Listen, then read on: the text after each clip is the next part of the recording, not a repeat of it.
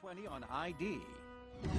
A family neighborhood and a second grader walking home from school disappears. The hunt continues for a little girl missing for almost 2 days. She is definitely endangered, and we do suspect foul play. As a mother pleads for her child, I love you, and I just want you to come home. the search uncovers a shocking truth. A neighborhood filled with known sex offenders. You're making my child walk in a jungle of monsters every single day. And families wondering, are there more predators lurking? Every person I see, I'm in my mind, I wonder. What happened to Summer Thompson? I want to know what this monster did. A mother torn by grief. A community determined to help. We both looked at each other, and it was like we had to do something. And a killer with no place to hide. Watch out, we're coming. We're gonna get you. Welcome to 2020 on ID. I'm John Quinones. It is said that there's no greater bond than the one between a parent and a child. So when 7-year-old Summer Thompson didn't come home from school one day, her mother, Dina, began a desperate search. But as Chris Cuomo first reported in 2010, finding Summer would only be the beginning. Dina would soon learn that things in her tight-knit community were not as they seemed.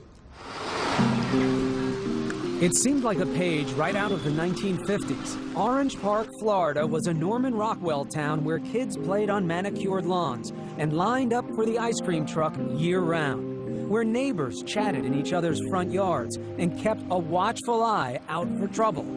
This was little 7-year-old Summer Thompson's playground.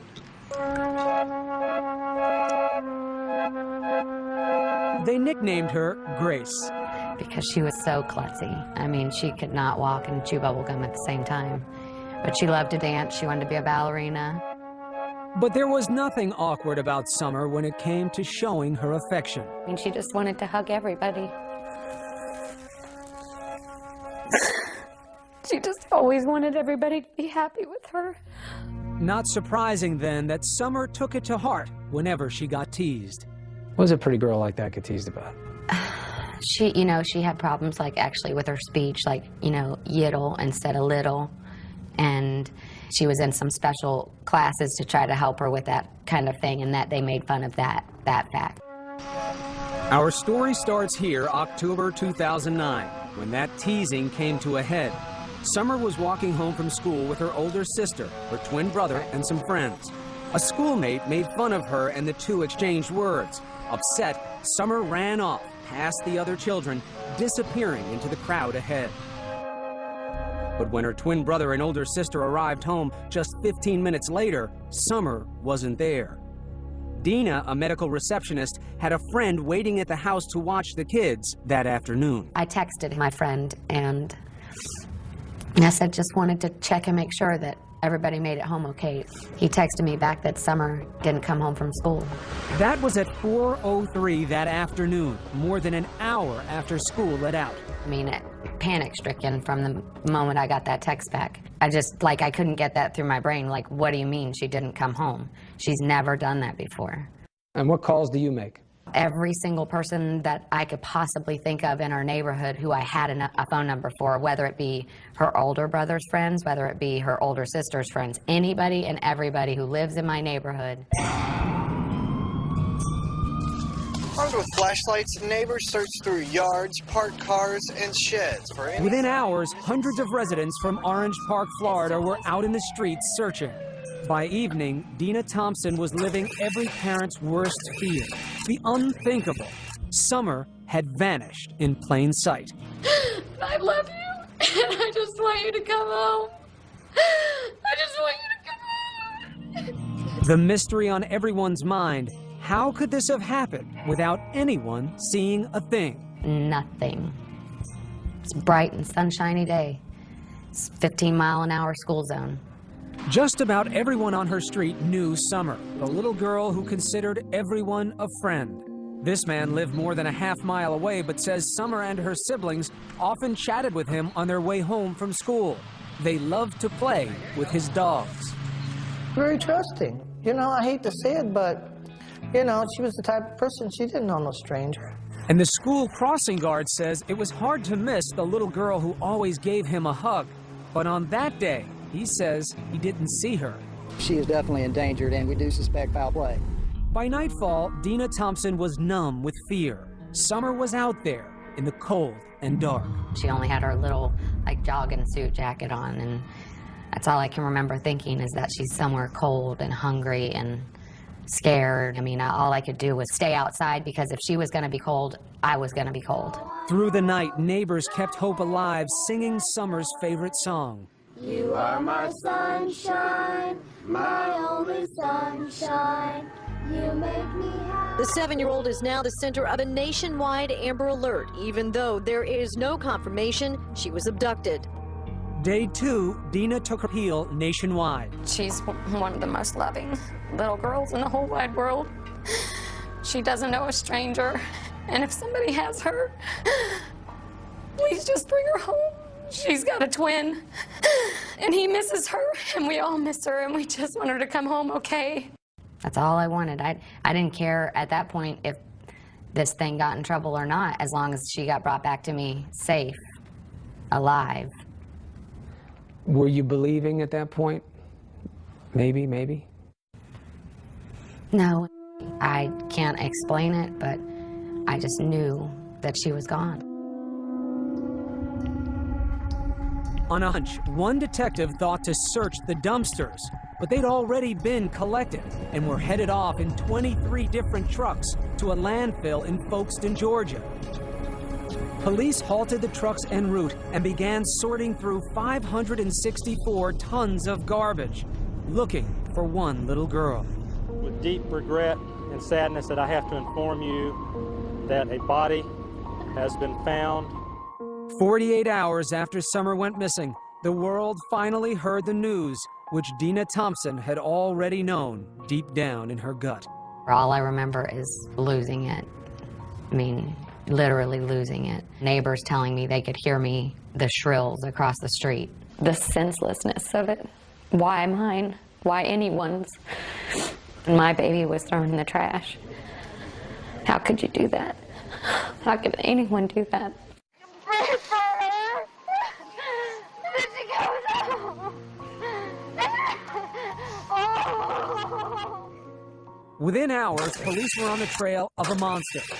There is a child killer on the loose, and that's why we're going to catch this person and bring him to justice. This house, which was being renovated at the time, was their first stop. It was the last place anyone said they'd seen Summer alive. He says he was at this home Monday afternoon, and Summer ran up to the place and told workers they were doing a good job on the renovations. According to reports, there was another reason police were possibly interested in this house. The rug, which Summer's body was allegedly wrapped in, may have come from the construction dumpster there. According to these Clay County public records, Vincent Design and Bill is the construction And then, company. what seemed like a huge red flag. One of the men working at the construction house was a registered sex offender. But the community was in for another shock. Turns out being a registered sex offender here, in this seemingly pristine neighborhood, is all too common. 162 registered predators and sex offenders were located within a 5-mile radius of Summer's home. When we come back, a neighborhood on edge. It's scary to think how many people are actually doing that in our community right now. Every person I see, I'm in my mind, I wonder. And no one is above suspicion. People want to speculate and think bad things about me. When we return.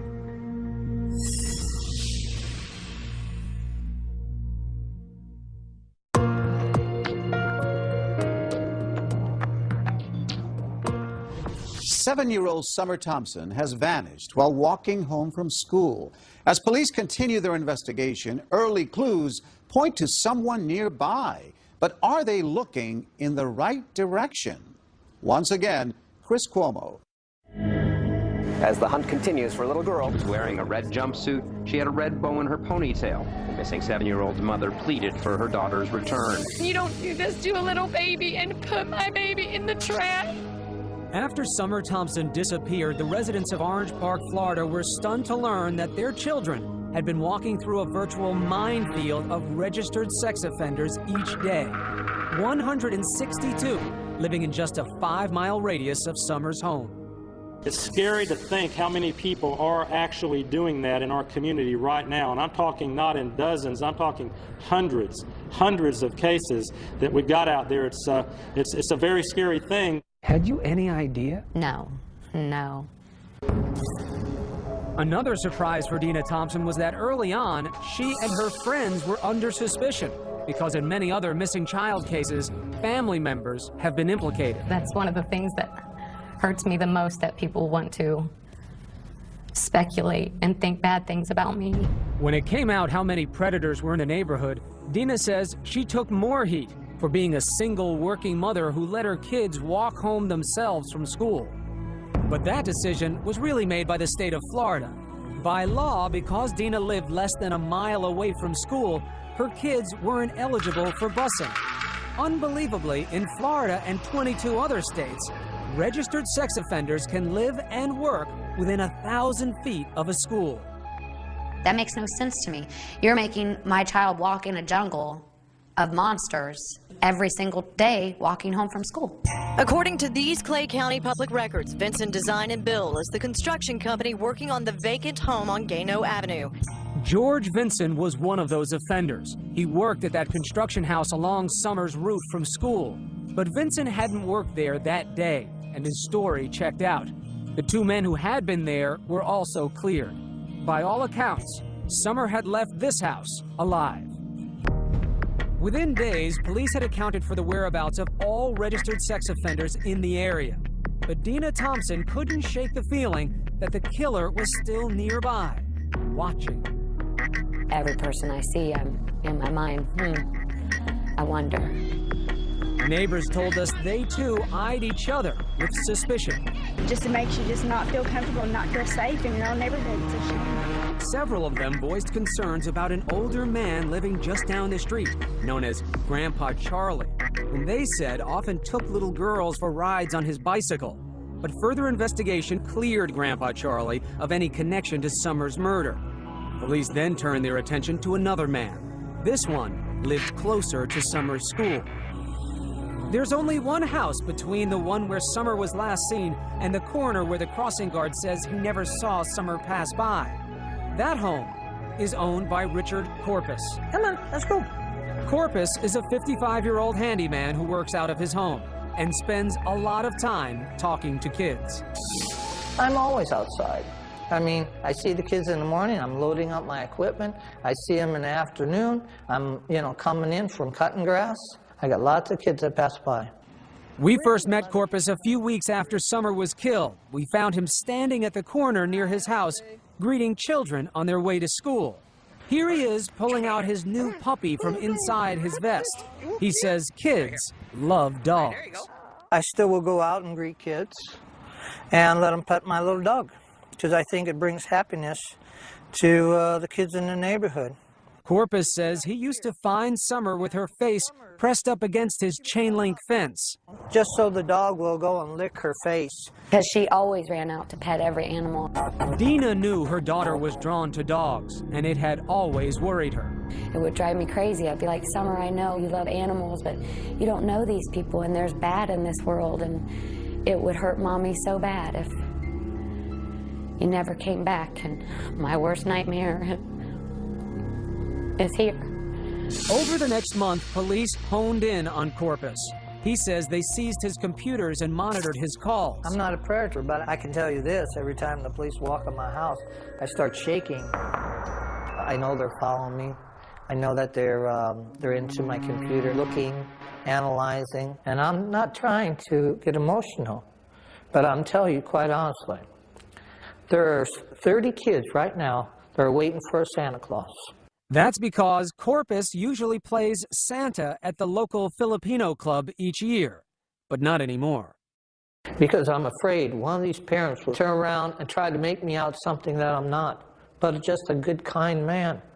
Corpus says the neighbors had it all wrong. He says he wants to protect the children.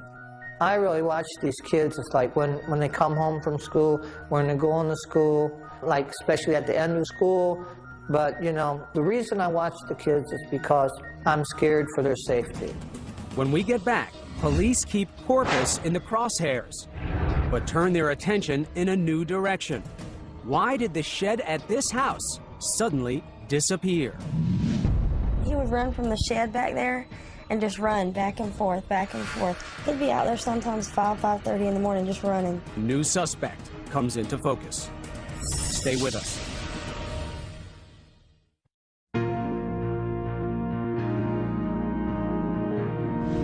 Since Summer Thompson's murder, police have focused on one possible suspect, but they're about to find another. Meanwhile, Dina reflects on her last moments with Summer. Once again, Chris Cuomo. This is Good Morning Jacksonville. Good morning out there, October 19th. This is Good Morning Jacksonville. Thanks for joining us. Nearly every detail of the morning her daughter disappeared is still vivid in Dina Thompson's mind. And what she remembers most is how Summer didn't want to go to school that day. She had Monday-itis a lot, you know. Monday-itis. Yeah. She didn't, necessarily want to go to school on Monday. Dina spent more time than usual getting Summer ready that morning. And she asked me to put her hair up, and I put her hair up in a red, red rubber band. But there's one detail Dina can't remember, and it haunts her to this day. I like to say that I told her I loved her. I'm pretty sure I did, and that I hugged her, but for some reason, I can't remember that part of it. But every one of those little acts that you did that morning is an I love you, isn't it? But not knowing if he actually said it. Cut a couple lawns and...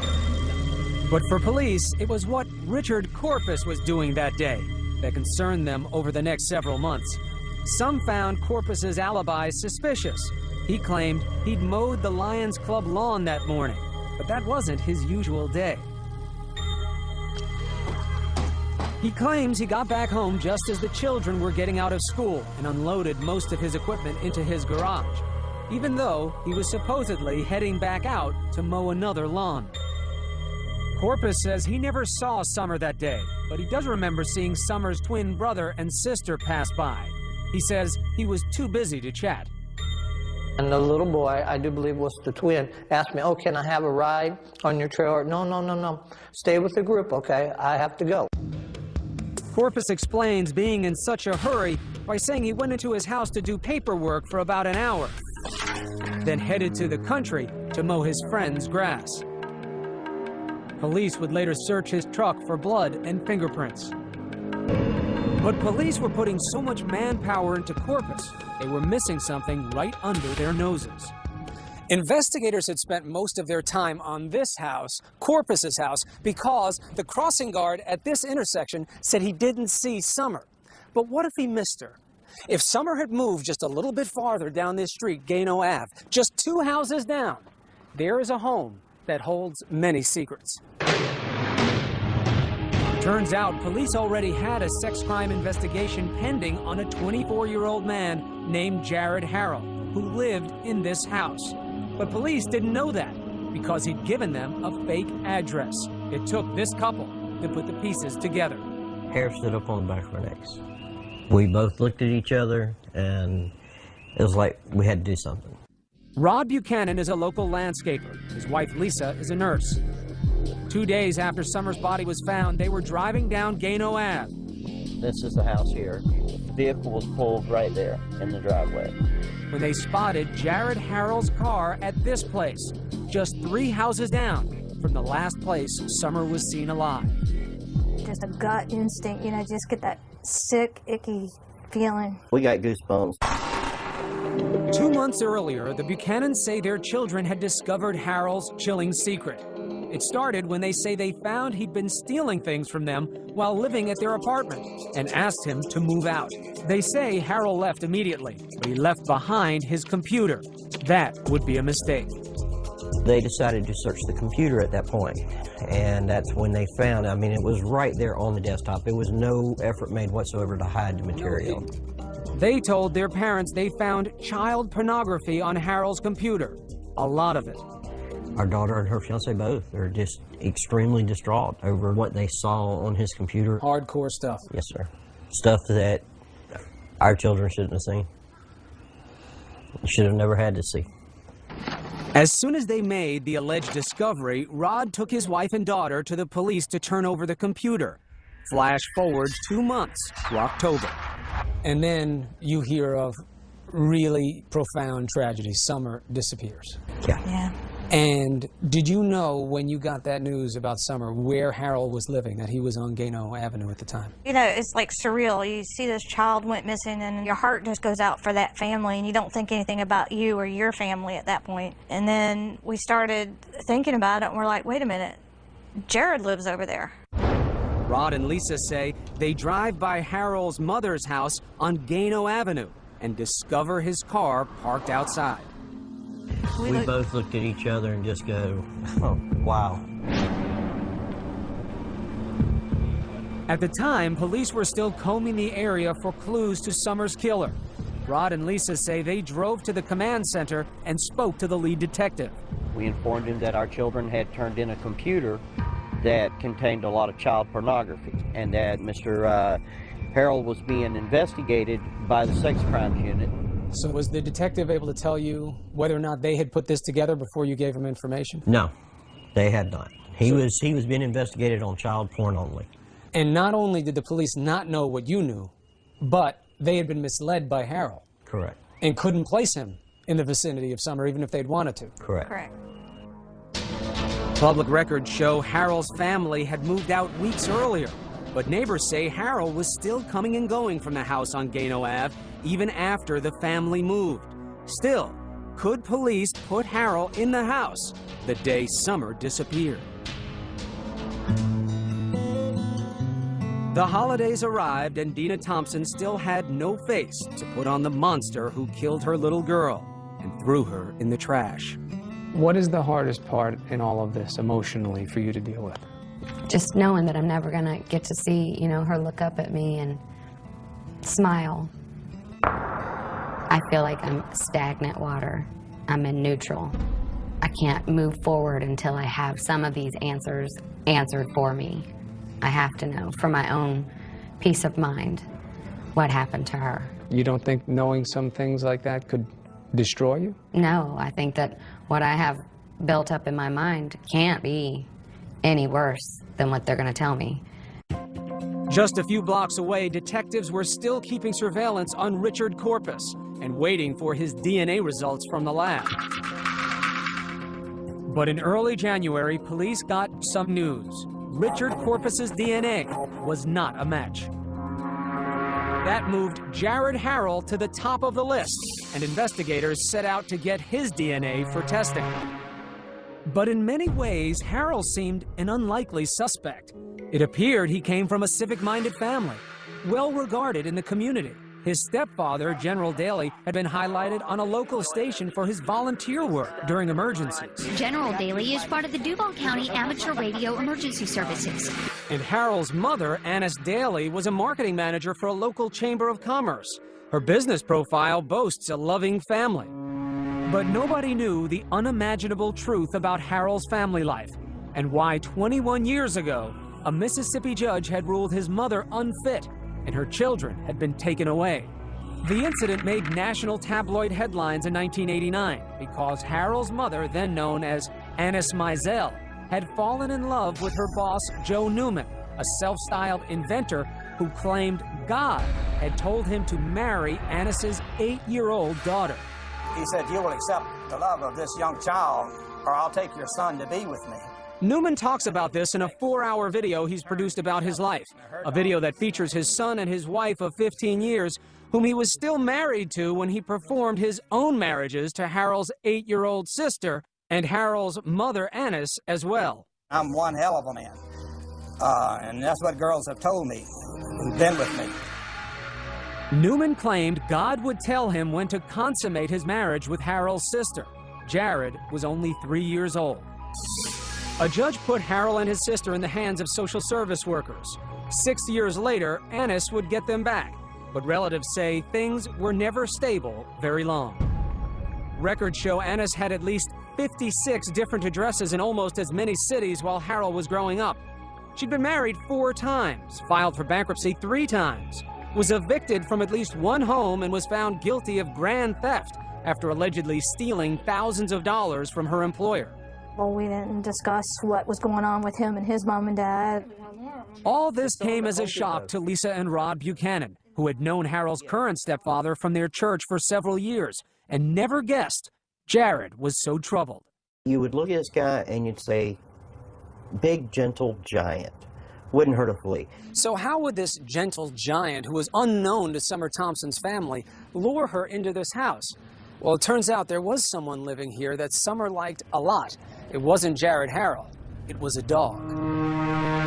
This dog, which according to a classmate, Summer sometimes stopped to play with on their walk home from school.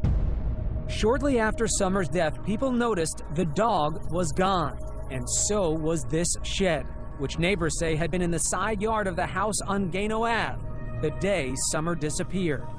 And Harold had moved out too, shortly after Summer was murdered.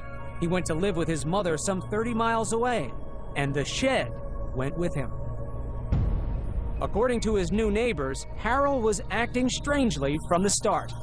He would run from the shed back there and just run back and forth, back and forth. He'd be out there sometimes 5:30 in the morning just running. They say he'd run for hours as if trying to shake off something that was tormenting him. Just like crazy running, like a kid would run when they're mad. And around January, they also started noticing something else. Suddenly, police were staking out their neighborhood. They would sit like at the end of the road in other people's driveways. Then suddenly, Harold vanished. He fled to Meridian, Mississippi, not far from where he was born. He'd gone to stay with his aunt, who, according to her postings on the internet, is a self-proclaimed artist of the macabre, exhibiting a fascination for death, tortured bodies, and mutilation. Police track Harold down, and in February they arrest him on 29 counts of child pornography based on computer evidence brought to them by the Buchanans months earlier. Harold pleads not guilty. They also name him as a person of interest in the Summer Thompson case. Mr. Harold, you are charged with 29 counts of possession of photographs of sexual performance by a child. Police then searched Harold's mother's house and the one on Gano Avenue in hopes of finding evidence to link him to Summer's murder. When we get back, the questions begin to mount. Why hadn't police gotten Harold off the street before that fateful day when Summer passed by? And Harold's mother makes a surprising jailhouse call. And the thing is that I'm your alibi, so I have to be real careful. Stay with us.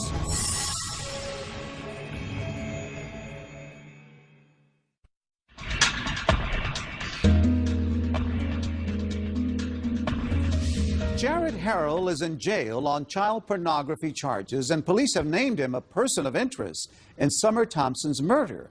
But why had it taken so long to arrest him? And would authorities find enough to prove their case? Once again, Chris Cuomo. Police worked late into the night as they searched both houses where Jared Harrell lived, looking for evidence to link him to the murder of Summer Thompson. I never really noticed him. I never really suspected this guy. 2 houses away, Richard Corpus, the man who police had suspected for months, was breathing a sigh of relief. If I didn't have a family, I'd probably be dead. I probably would have killed myself around Christmas. Because that's how deep it got to me. Because I couldn't clear my name. In the meantime, Jared Harrell was sitting in a Mississippi jail on $1 million bond. A few days after his arrest for child pornography, Harrell's mother gives him a call. Keep your chin up, keep your mouth shut, and get an attorney. Trying to just don't believe anything. Honey, I don't believe anything. Trust me. And the thing is that I'm your alibi, so I have to be real careful. Police records say Harrell and his mother both claim they were together during the critical hours that Summer disappeared. So who was this 24-year-old who still lived with his mother and depended on her financially? Relatives say Harrell had always been overweight and slow in school. He'd often been picked on, even by his 2 younger stepbrothers. His MySpace profile, taken down just before the arrest, paints a picture in contrasts. There was the 250-pound kid who could laugh at fat jokes on YouTube videos. Is this face really strong enough? And then glimpses of someone who can't take it anymore, seemingly wanting revenge. Tops on his playlist a song called Waking the Demon, in which the victim of bullying is transformed by blind rage, viciously attacking and killing his tormentor.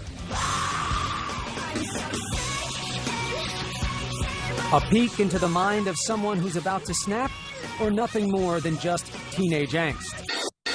We were lucky that when they threw him out that he didn't go off the deep end and kill him. To be honest with you, that's what I thought. Rod Buchanan's daughter, Katie, was Harold's former roommate. He says when Katie turned in Harold's computer 2 months before Summer went missing, she told police she feared Harold might have done more than just look at those pictures. He might have known some of the children. After all, Harold had plenty of access to kids. He babysat the children of family members, and they lived in a neighborhood filled with young children. But it would take 6 weeks before police would get a search warrant to look at Harold's computer, and several more months would pass before they searched Harold's home, even though they'd been tipped off by the Buchanans that Harold lived nearby. Turned out Katie's fears were real. Right, remain silent. Anything you say can will be used against you. Police say they found Harold's camera containing a video with horrifying images of Harold molesting a 3-year-old child. The victim was a relative. Harold was charged with 26 more counts, including molestation. Again, he pleaded not guilty. The mother of the child he'd molested recognized where the alleged crime took place, in Harold's bedroom on Gano Ave. And the question on everybody's mind was, what took police so long to get Harold off the street? What if they had acted sooner, when the computer had first been brought to their attention back in August? Would Summer still be alive? Of course he could have been off the streets. He could have been. Tammy Lears is a computer forensics expert who's worked on several high-profile cases involving child porn. She says the concern that Harold might have known at least one of his victims should have been an immediate red flag. That is probable cause in all of the cases I've seen. That was enough to look. That was enough to go in and get a search warrant so that they could do a forensic preview. Lears says what makes this case different is that police had a tip that Harold might have been molesting someone he knew. They should have acted immediately to see whether there was a child in danger. Because as it turns out, that was true. 2020 repeatedly asked the sheriff's office for an interview about their investigation. They declined. But police issued a statement saying they followed protocol. They say Harold claimed he was being set up. And after an ambiguous response on a polygraph from one of the roommates, police say they first had to rule out Katie and her fiancé as suspects. Our children were basically treated as primary suspects, and their internet records were searched, their financial records were searched. They actually had to go through lie detector tests. Our baby cried because they searched her underwear drawer.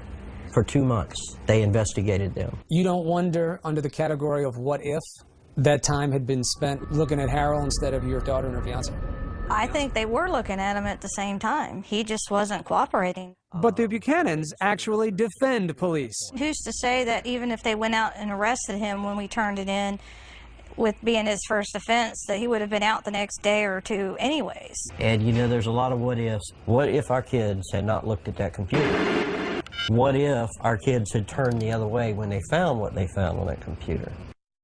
A lot of questions wound up coming up about the investigation and why it took so long. What's your take on that? I would say to all the people that have questioned that, to look at it from just a very simple point of view.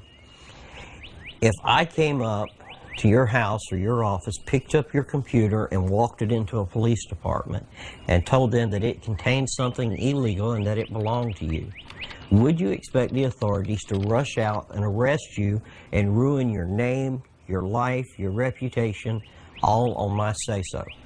So you're forgiving of the timeline. You say these things take time. Yes, absolutely. Buchanan says it wasn't what police did that bothered him. It's how the public reacted, harassing his family after news broke, even making death threats. I really expected the public to be behind them 100%. I expected the public to be out there saying, wow, way to go, guys. They've been accused of turning on a family friend for a reward. Ironically, they can't even get the reward because they turned Harold in to police instead of to the Crime Stoppers hotline. Buchanan says they could have used that money to pay for his children's therapy because of all of this. She still has nightmares. And the stuff that she saw was so horrific that she can't get it out of her head? It's just burning images. Even the detective told us it's stuff that no one should ever have to see in their lifetime. When we get back, police finally say how Summer was killed, and the family is overcome. Stay with us.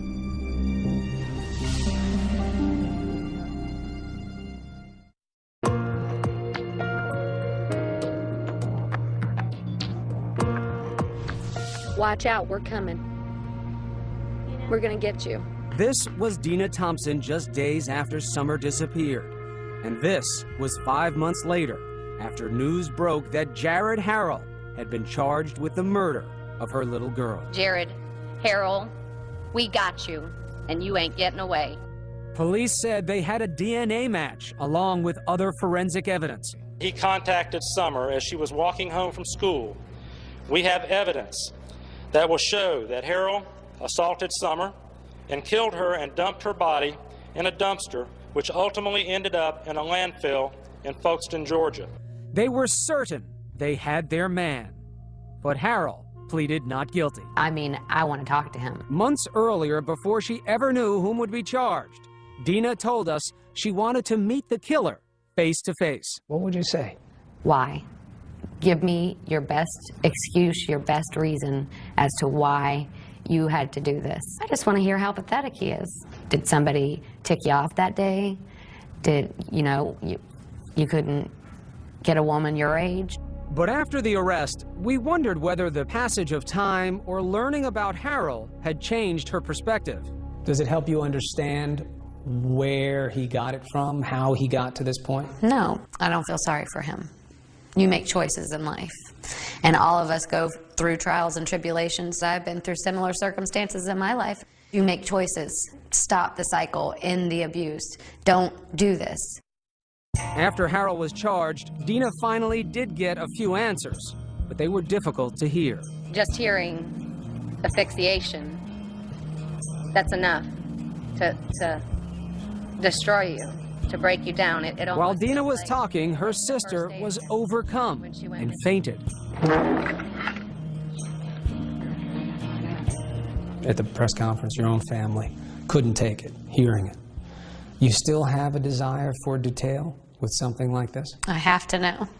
And I feel like I deserve to know the intimate details of what happened to her. She was my baby, she was my responsibility, and I want to know what this monster did. I was there when she came in, and I want to know if she had to suffer when she went out. And after all the shocking information this manhunt has unearthed about her neighborhood, Dina told supporters, I'm glad he's behind there, but there's many more lurking in the depths, and that's what we've got to try to figure out, how to get to them. Nobody's safe. What hurts the most is that as a parent, I feel like I failed. Do you blame yourself? Absolutely. Why? Because I'm her mother and I was supposed to protect her. I was supposed to keep her safe. And I failed at that. You failed. You failed by sending her off that morning, doing her hair and telling you that you loved her, and sending her with her brother and sister like you did every other day? I know that it doesn't make sense. It doesn't have to make sense though, right? Not to a mom. But at some point you have to let that go, right? I guess eventually, but I don't know when that'll be. Dina says right now she wants Harold to get the death penalty, but she finds little comfort in seeing justice served. You set yourself up to think that it's going to make it all better. You're going to be normal again. And I won't ever be normal again. My normal. Dina says she has a new normal, advocating for children. Yes. She wants laws changed, allowing Amber Alerts to be issued sooner, getting predators away from schools, and allowing all children to ride the school bus. God's given me a big mouth, and I plan on using it. To start, Dina kicked off the newly formed Summer Thompson Foundation at a benefit concert. I am officially reclaiming our children's innocence and their safety.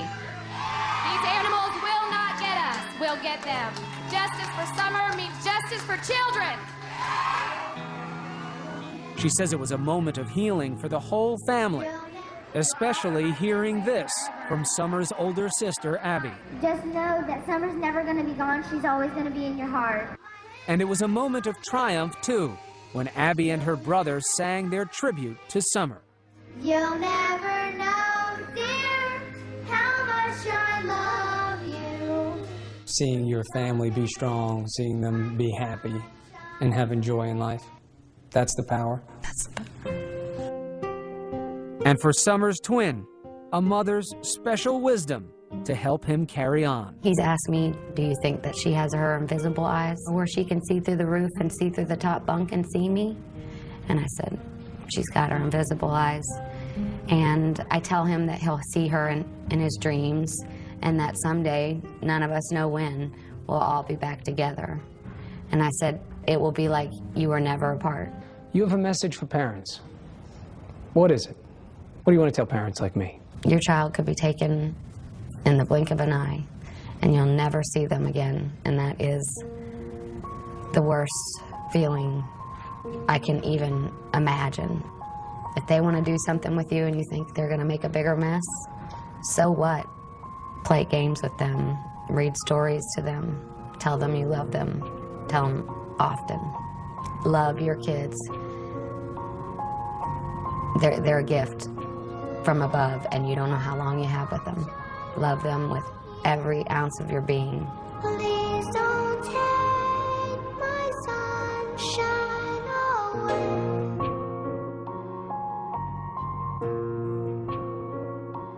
Jared Harrell later pled guilty to the murder of Summer Thompson. He was sentenced to life in prison.